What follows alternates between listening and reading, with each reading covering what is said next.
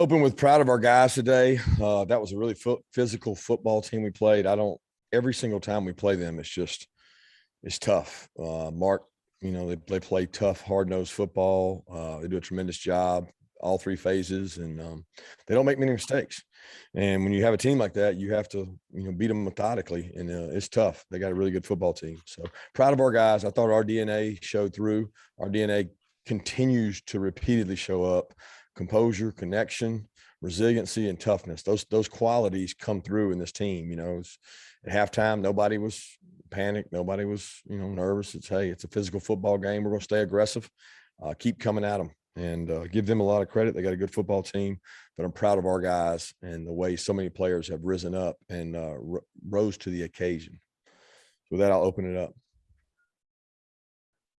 Kirby, one thing that stands out about Todd Monken's play calling is that he rides the run or the pass depending on what's working. He kind of zigs when he zags. What can you say about how he's called plays this season and this game in particular?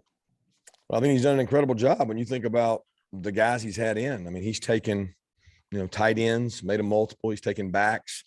He's taken wideouts that weren't necessarily early season starters and done a really good job. I mean, you think about it, he's called the game with what you call it to players, right? Not plays, but players. And when you dial up 19 and 84 and 4 and 3, and those guys continue to make plays 5, I mean, he does a good job of keeping defenses off balance.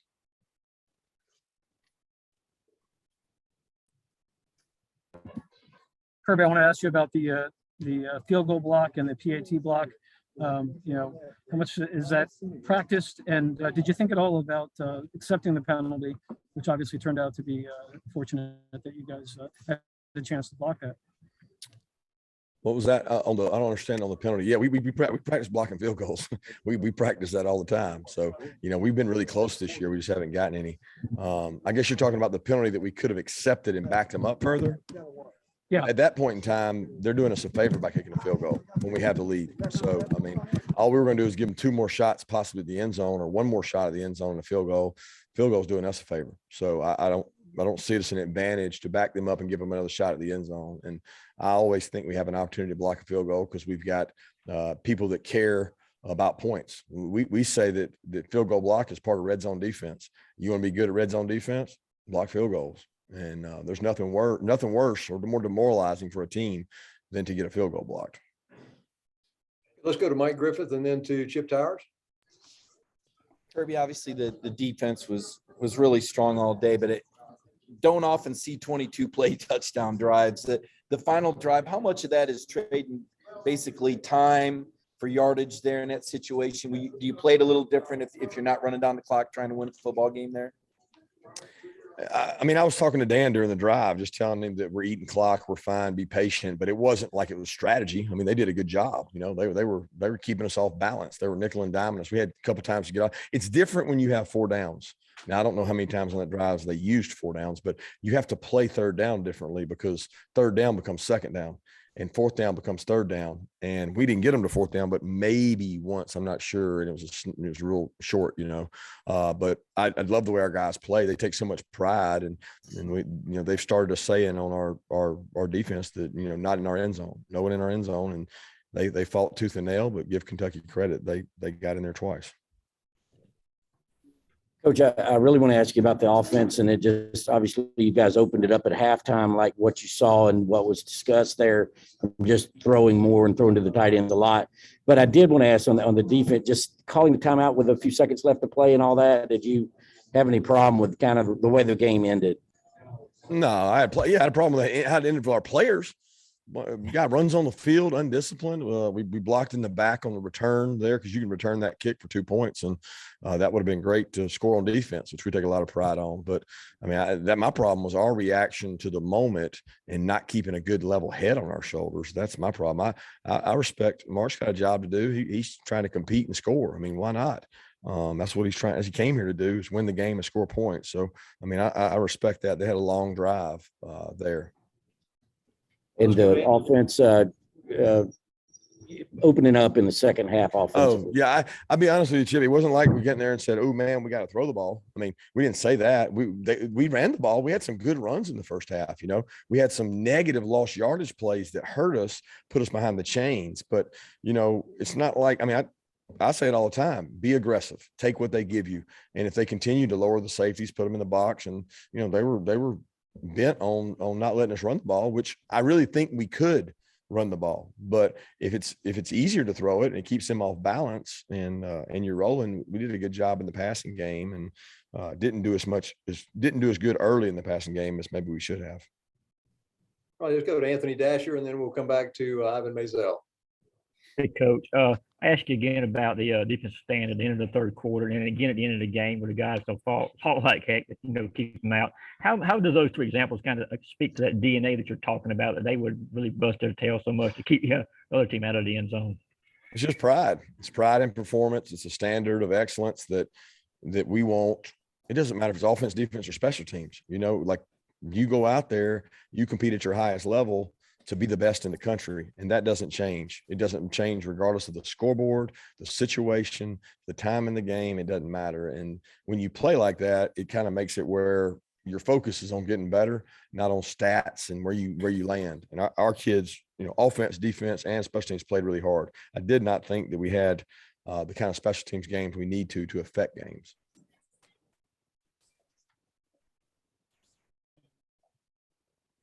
Ivan Maisel, do you have a question? I'm good. Thanks, Claude. Okay, let's go to Dean Legge, and then we'll come back to Pat Forty. Kirby, two things. First of all, Kendall's fumble recovery there. It seemed like everybody they didn't blow the whistle, but it seemed like everybody thought it was an incompletion, and just everybody on the field stopped except Kendall, and he goes and gets it. How important was that play? And then secondly, it's been a long season already. What's this next week going to be like for y'all not having?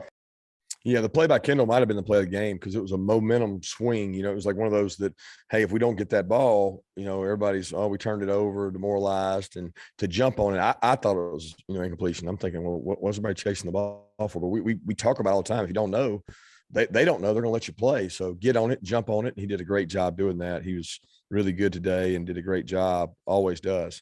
In terms of the next week, I don't know. We're going to get back to work Monday. We got a lot of things we think we can improve on. We'll put this game to bed tomorrow, and we'll work on opponents for Tuesday, Wednesday, and Thursday that we have, all our upcoming opponents. And, we're going to just visit with a team and say, hey, look, you got to make a choice. You want to flatline, stay where you are, or you want to continue to ascend and get better? Because there is a lot of things that we can get better at, and we need to for this stretch run. And we also need to get healthy. We need to get some guys healthy.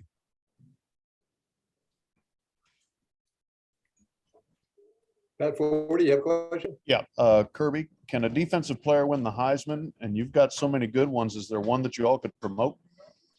I don't know the answer to that. I would probably have said before the season that's impossible because statistics lead you to believe that it's always going to be an offensive player. In terms of numbers they put up, I thought it was amazing last year that a receiver won it. I never thought that would happen again. Thought it would be a quarterback's world because that's the world we live in and play in. But I certainly think that when you look at the draft, people see it different. Like what is the Heisman? Is it the best college football players, the most dominant, is the most valuable? You can go through all these different things in terms of that. And we don't really care. We let you guys decide that. And I respect it, but it's not something that we look for. And I'll be honest with you, the guys on our team are so bought into their roles. And as long as they do that, we'll keep getting better. My biggest fear is guys worrying about things like that and not the total team success. Okay, Jake Rowe, and then we'll come to Chuck Culpepper. Kirby, you've talked multiple times about wanting to be more explosive. I think you guys had, I know you guys measure it your own way, but you had 9 plays offensively of 20 yards or more. What does that allow you to do, like offensively? How does that allow you to maybe open things up for other things within the offense? Well, it probably allows you to go 2 of 7 on third down and still win the game. You see that stat and it's spooky, but when you hear what you just said about the explosives, that's big. And we want to be an explosive football team, a dangerous football team. We feel like, at full strength with our wideouts, we can be really explosive. We thought coming into the year that was going to be one of the strengths of our team, and it's been an injured portion of our team. But we have quarterbacks to get them the ball. We have offensive line to protect. We have good backs. We just have to keep building and getting better and play cleaner football. I felt like today was one of the probably least clean offensive football games we've had in terms of not giving up negative plays and those kind of things and just hurting drives. But we accompanied it with explosive plays.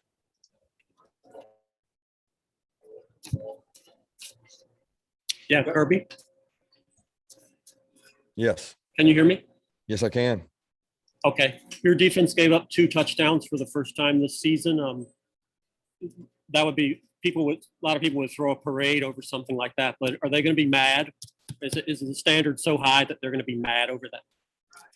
I don't know that they'll be mad. I think they'll take the input the coaches give them. Like, we'll watch the tape and say, okay, why did they score? And if they beat us on the calls and they did better than we did and executed better, we tip our hat to them. If we didn't play real well, then they'll clean it up. But I know this, they played hard, they ran to the ball, and that's a really good football team.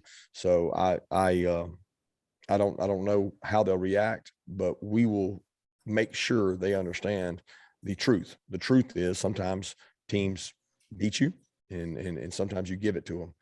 And I don't know exactly. I got to watch it and see, because some of those drives were pandemonium. All right, let's go to Paul Newberry and then Catherine Lewis. Paul? Yeah, hey, Kirby. What has stood out to you about the defense's performance over these first 7? I mean, it's so much. I mean, the numbers are kind of staggering when you go down the list, but what to you has stood out about this defense? The buy-in. There's no selfishness. They buy in. Probably the other thing that stood out is the way they practice. My favorite part of the day is when you go into a meeting and all the kids start saying, give me a nugget, coach, give me a nugget. They want Dan and Schumann and Muschamp and Adai and Trey Scott to give them a nugget. The nugget is a note that might help me in the game. They boot to their left 10 more times than they boot to their right. That's a nugget. I'm going to take that and I'm going to use that some kind of way to make me better. When this player lines up here, this is the play that's coming. That's a nugget. And they embrace those nuggets. And there's a lot of college football teams that go in a meeting and it's like Charlie Brown and wah, wah, wah, wah, wah, wah. We don't do that. We entertain, we play music, we challenge, we make guys stand up, talk. It's teaching. Now, please don't mistake it for good players. We got good players. But those things combined help, and I appreciate our staff, offense, defense, special teams, for the way they coach our players and teach our players.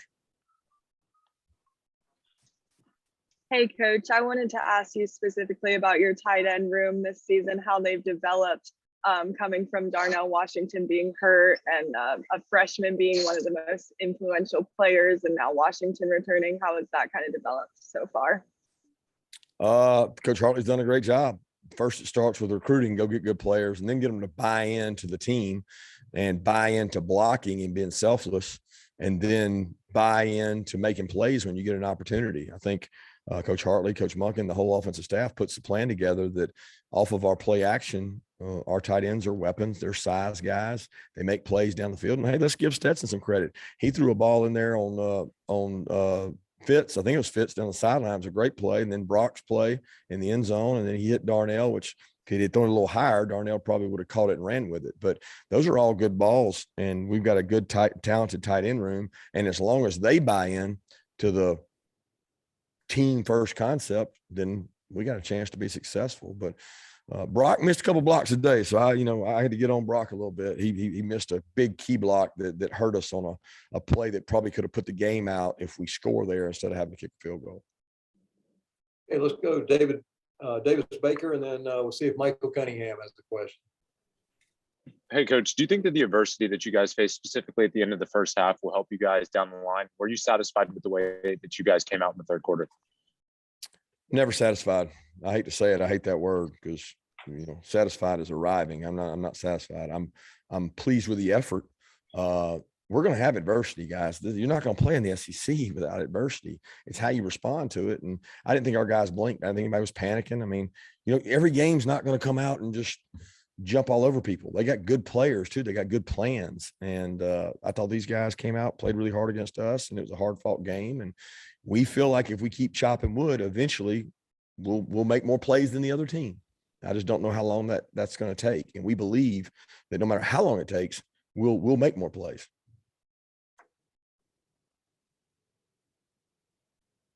Michael Cunningham, you have a question? Yes, Coach, you said this is the first time you ever had a close game at halftime since Clemson, really. And you said that you didn't think that your guys were panicking. What did you see from them that made you confident that, they were going to be okay? Well, the players were talking to each other. They were talking about composure and talking about what can we do to do better and settling down. And there was nobody really rattled. I mean, it was they had the first possession of the game, and we ended on a take a knee. So we were a couple possessions short of where we wanted to be, and we knew what we could do to improve. And they had one really good drive on offense. So there was no panic there. We make adjustments and go play. Okay, let's go to Palmer Thombs and then to Dennis Dodd. Kirby, y'all stopped Kentucky's run game today and forced them to be one-dimensional. How important was that for success on defense? Yeah, it was big. Anytime you control the line of scrimmage, it's huge. I still don't know run stats because, again, we talk about this every week, but they throw the sacks in there. So in my mind, they ran the ball better than most people do against us. I'm not looking at 27 for 51. I'm looking at 27 for whatever the rush was. But we did not give up explosive. We tackled well. I thought on these guys on the perimeter, when they spit that ball out to one, you better get two guys there because a one-on-one tackle with one is tough. We controlled him. 50% of his touches so far this year were explosive plays. That's crazy. So that was big for us to limit that. Yeah, Kirby, if Stetson keeps playing at this level and if and when JT gets healthy, how do you evaluate that position? We evaluate that position like we do every single position. We go to practice. We do third down period. We do 2 minute. We ask questions in meetings. We do everything just like a normal position. So we evaluate that position just like we do corner, left tackle, everything. Now, it is different in the management of it. I get it in terms of reps and things, but we evaluate the same way. I mean, I'm proud of the way Stetson played, and I'm hopeful that JT gets healthy as soon as possible. And also, this is just a layman's observation, but are you trusting him more? Throws downfield, sideline stuff that obviously when he first started, you wouldn't have had him do. Stetson? Yeah. We never didn't trust Stetson. I don't see it that way. I don't see it as, they've opened up the offense for Stetson. I mean, I can go back case in point to games, where he threw the ball quite a bit. There's been games we didn't throw it with him, but it wasn't a lack of trust. It was, I think of Kentucky last year. I felt like we run the ball every play last year against Kentucky, but it was what we could do to win the game. It's what we thought gave us the most success. And I remember the opening drive against them last year. I think we ran the ball every play down the field. And it wasn't a lack of trust. I mean, we trust Stetson, and I thought Stetson threw the ball, in the Alabama game. He threw the ball in some other games. So it's not like a maturation process. It's more about what the defense has given us and who's healthy on offense. All right. Thank you.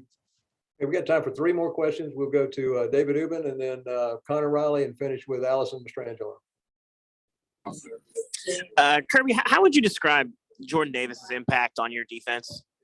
Godzilla-like. I mean, he's impactful. I mean, he's the immovable object. He buys into staying healthy and keeping his weight down. He's a really good player, and he's bought into that. He understands it's important. And the young man is under tremendous microscope in terms of media. I mean, for a D lineman, right? Maybe not for a quarterback, but for a D lineman, he's under a big microscope, and he does everything he can to the best of his ability. He works hard for us.